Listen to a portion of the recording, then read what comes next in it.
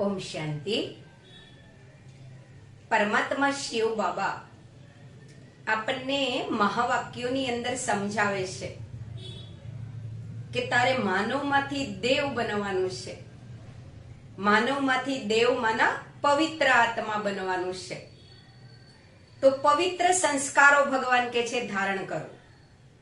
તો પવિત્ર સંસ્કારો એટલે શું? જીવનની અંદર નીતિથી જીવવું એ પણ એક દેવી ગુણ છે, એ પણ એક પવિત્ર સંસ્કારોની અંદર ગણાય છે। જેવી રીતે એક વાર્તામાં બતાવ્યું છે કે હરિદ્વારની અંદર એક બ્રાહ્મણ અને બ્રાહ્મણી રહેતા હતા। એની એક દીકરી હતી, બહુ સરસ નાનો એનો પરિવાર હતો, પણ જીવનની અંદર ધનની બહુ કમી હતી, બહુ તકલીફ પડતી હતી ધન વગર। એમના પત્ની કહે છે બ્રાહ્મણને કે છે હવે તો ધીરે ધીરે આપણી દીકરી મોટી થઈ ગઈ, લગ્ન કરવાને યોગ્ય બની ગઈ છે, આપણે થોડું ધન વધારે ભેગું કરવું પડશે જેથી આપણે એને સારા ઘરે વિદાય કરી શકીએ। તો બ્રાહ્મણ કહે છે હું ઘણી કોશિશ કરું છું લોકોને મળવાની, દાન વધારે એકઠું થાય એ માટે, પણ કોઈ દક્ષિણા આપે તો ને, જબરજસ્તી તો કોઈ જોડે લેવાય નહીં। તો એમના પત્ની કહે છે ચિંતા ન કરો, આપણા હરિદ્વારની અંદર અત્યારે કુંભનો મેળો ભરાવાનો છે ને, કુંભના મેળામાં તો અલગ અલગ જગ્યાએથી બહુ બધી પબ્લિક આવશે, બહુ બધા લોકો આવશે, એટલે ઘણું બધું દાન પણ આપણને મળશે। તો કે છે કુંભના મેળામાં પ્રયત્ન કરજો વધારે દક્ષિણા પ્રાપ્ત કરવાની, જેથી આપણે વધારે ધન એકઠું કરી શકીએ અને સારા સ્થાન પર દીકરીને વિદાય કરી શકીએ। જેવો કુંભનો મેળો ચાલુ થયો, બ્રાહ્મણ કુંભના મેળે ગયો। કુંભના મેળાની અંદર સવારથી સાંજ સુધી ઘણા બધા લોકોના સંપર્કમાં આવ્યા, ઘણા બધાએ એમને દાન દક્ષિણા પણ આપી। સાંજ પડી એટલે બ્રાહ્મણે વિચાર્યું અંધારું થાય એ પહેલા ઘરે પહોંચી જવું। બ્રાહ્મણ ઘર તરફ વળતા થયા, ચાલતા ચાલતા થાકી ગયા તો એક ઝાડ નીચે બેઠા, વિચાર્યું થોડી વાર વિહામો ખાઈ લઉં પછી ઘરે જાઉં। હવે જેવા વિહામો ખાવા બેઠા, ખીચામાં હાથ નાખીને જોયું કે આજે કેટલી દક્ષિણા આવી છે।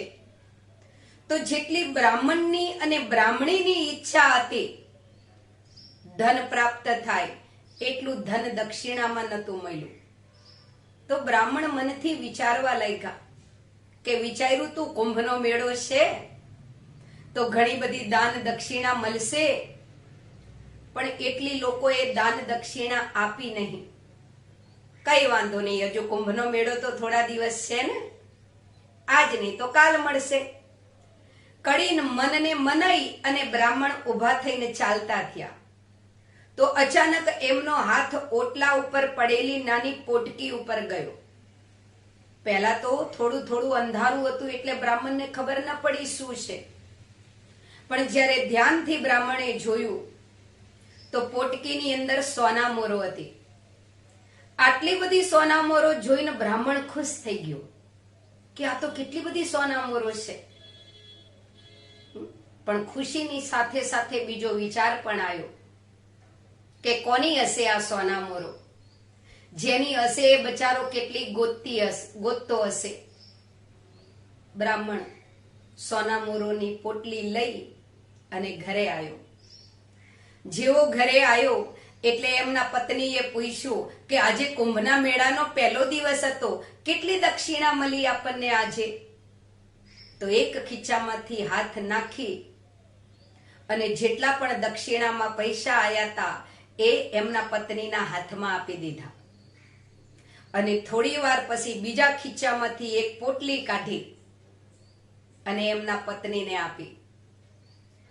પોટલી જેવી ખોલી, એમના પત્નીએ જોયું કે અંદર કેટલી બધી સોનામોરો છે, ચમકે છે। એમના પત્નીએ કીધું કે આટલી બધી સોનામોરો કોને દાનમાં આપી?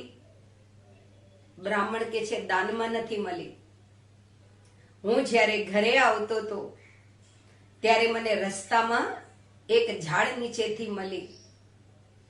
જેની હશે એ બચારો કેટલી ગોતતો હશે. તો બ્રાહ્મણી કહેશે કે કદાચ આપણને આટલી સોના મોરો જો મળી જાય તો આપણી દીકરીના લગ્ન એ સરસ ધામધૂમથી થઈ જાય. આપણી જે આ તૂટલી ફૂટલી જે ઝૂંપડી છે ને એને થોડીક આપણે ઠીક કરાવી શકીએ અને પાછળની જિંદગી શાંતિથી ખાઈ શકીએ. તો બ્રાહ્મણ એની પત્નીને સમજાવે છે કે આ ધન આપણું નથી, કોઈ બીજાનું છે, આપણને મળ્યું છે. એટલે આપણે પહેલી કોશિશ એ કરવી જોઈએ કે ધનનો જે માલિક છે એને શોધી અને એને ધન પાછું આપવું. બ્રાહ્મણ બ્રાહ્મણી સૂઈ ગયા. સવાર પડી. બ્રાહ્મણ કુંભના મેળે દક્ષિણા લેવા માટે નીકળ્યો તો ત્યાં પંડાલની અંદરથી માઇકમાં અવાજ આવતો હતો. કોઈ શેઠ એનાઉન્સમેન્ટ કરતા હતા કે મારી 100 સોના મોરોની પોટલી ખોવાઈ ગઈ છે. જેને કોઈને મળી હોય એ અહીંયા સ્ટેજ પર જમા કરાવવા વિનંતી. જેવો આ અવાજ બ્રાહ્મણના કાને ગયો તો બ્રાહ્મણને એવું થયું કે મને જે કાલે સોના મોરો મળી છે એ આ શેઠની લાગે છે. બિચારા કેટલા પરેશાન છે. એનાઉન્સમેન્ટ કરી રહ્યા છે એમનું ધન ખોવાઈ ગયું છે તો ચલો લઈને જઈને મળું. બ્રાહ્મણ આવીને શેઠને મળે છે અને કહે છે શેઠજી, તમારું જે ધન ખોવાઈ ગયું છે ને મને ખબર છે ક્યાં છે, ચલો મારી સાથે. શેઠને લઈ અને બ્રાહ્મણ પોતાના ઘરે આવ્યા. દરવાજો ખોલ્યો. તૂટલી ફૂટલી ઝૂંપડી હતી, તૂટલી ફૂટલી ખાટલી હતી. શેઠને બેસાડ્યા અંદર અને બ્રાહ્મણ એમના પત્નીને કહેશે કે કાલે મને જે સોના મોરોની પોટલી મળી હતી ને એના માલિક છે આ શેઠ. એ સોના મોરો લેતા આવો અને આ શેઠને આપી દો. પત્ની અંદર ગયા, એમના સોના મોરોની પોટલી લઈને આયા, બ્રાહ્મણના હાથમાં આપી. બ્રાહ્મણે એ પોટલી શેઠના હાથમાં આપીને કહે છે શેઠજી, કાલ સાંજે જ્યારે હું ઘરે આવતો હતો ત્યારે ઝાડ નીચેથી મને આ ધન જડ્યું હતું.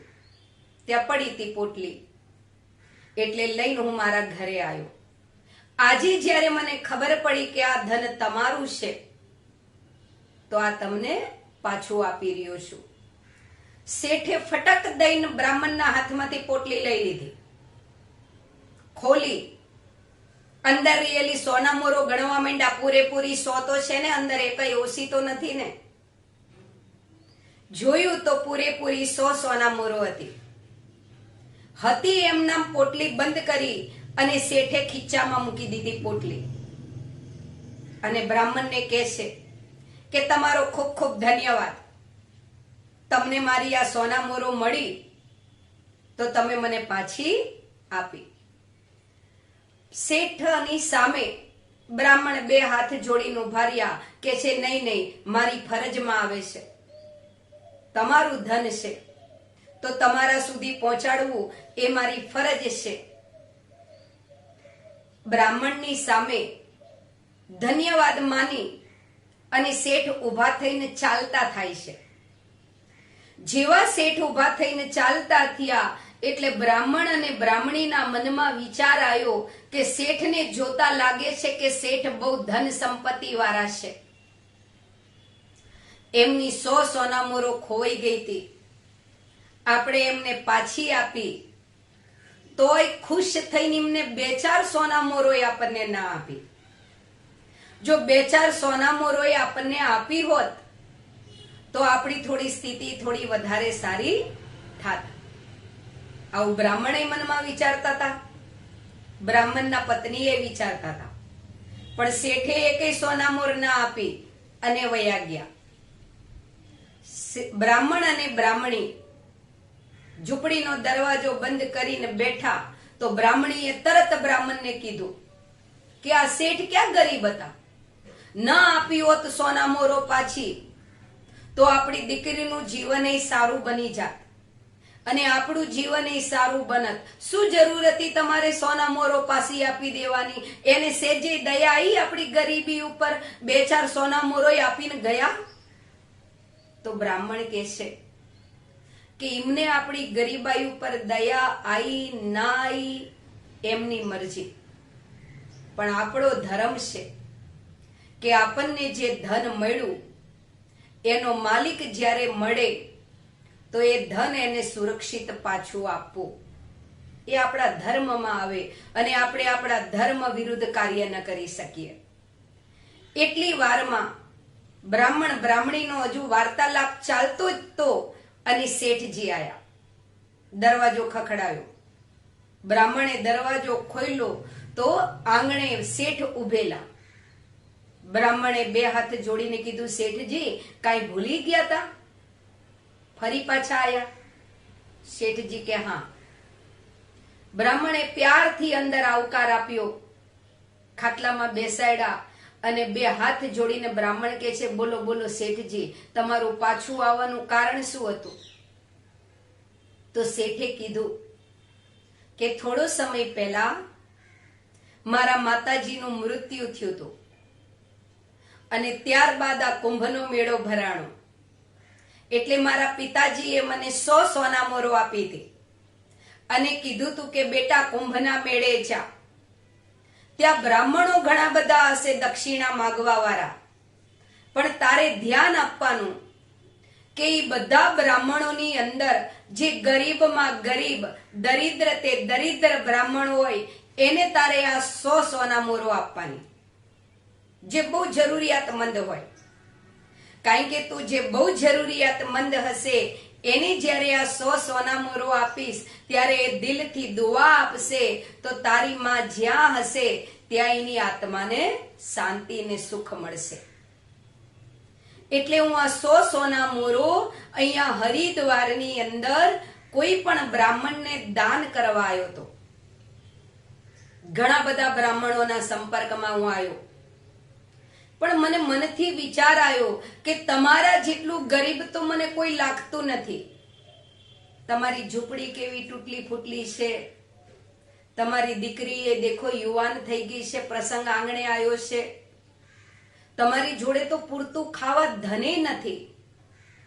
તો મને રસ્તામાં જતા જતા વિચાર આવ્યો કે મારે આ સોના મોરો દાન જ કરવાની છે, તો પછી આ જરૂરિયાતમંદ બ્રાહ્મણને જ કરી દઉં ને, જેથી એની દિલની દુઆઓ મળે અને મારી માની આત્મા જ્યાં હોય ત્યાં શાંતિ પ્રાપ્ત કરે.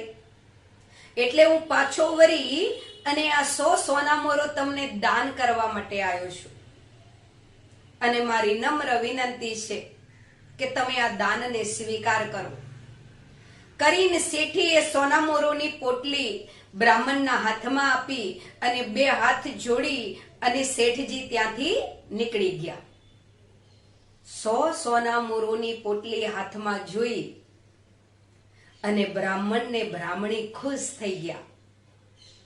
બ્રાહ્મણી કહે છે કે તમારે હવે આ ઉંમરે ક્યાંય દાન દક્ષિણા લેવા જવાની જરૂર નથી. આ ધનમાં તો આપણે આપણી દીકરીના જીવનને સુખી કરી શકશું અને આપણી જે આ થોડી ઘણી આયુષ્ય બાકી રહી છે એ સુખેથી વિતાઈ શકીશું. સાચી વાત છે તમારી. તમારું જે આ નીતિ ભર્યું જીવન છે, બ્રાહ્મણી કહે છે એના પતિને કે તમારું જે આ નીતિ ભર્યું જીવન છે એ તમારા નીતિ ભર્યા જીવનના હિસાબે જ આ પરમાત્માની કૃપા થઈ છે અને શેઠને ઈચ્છા થઈ આપણને આટલું દાન કરવાની. તો આ વાર્તાનો સાર શું છે કે જીવનમાં તકલીફો તો હશે, દરેકને હોય. કોઈ શારીરિક તકલીફોથી દુખી है, કોઈ માનસિક, કોઈ આર્થિક. તો કોઈ પણ તકલીફોથી આપણે દુખી છીએ એનો મતલબ એ નહીં કે અનીતિના માર્ગે ચાલવા લાગીએ. પરમાત્માની સંતાન છીએ આપણે તો પૂરો પ્રયત્ન કરો નીતિથી જીવન જીવવા માટેનો, અને આપણું જે આ નીતિભર્યું જીવન છે એ એક સત્કર્મનું બીજ છે, જે આગળ જતા જ્યારે મોટું વૃક્ષ થાય છે તો એની ઉપર આપણને સુખરૂપી ફળ પ્રાપ્ત થાય છે. ઓમ શાંતિ.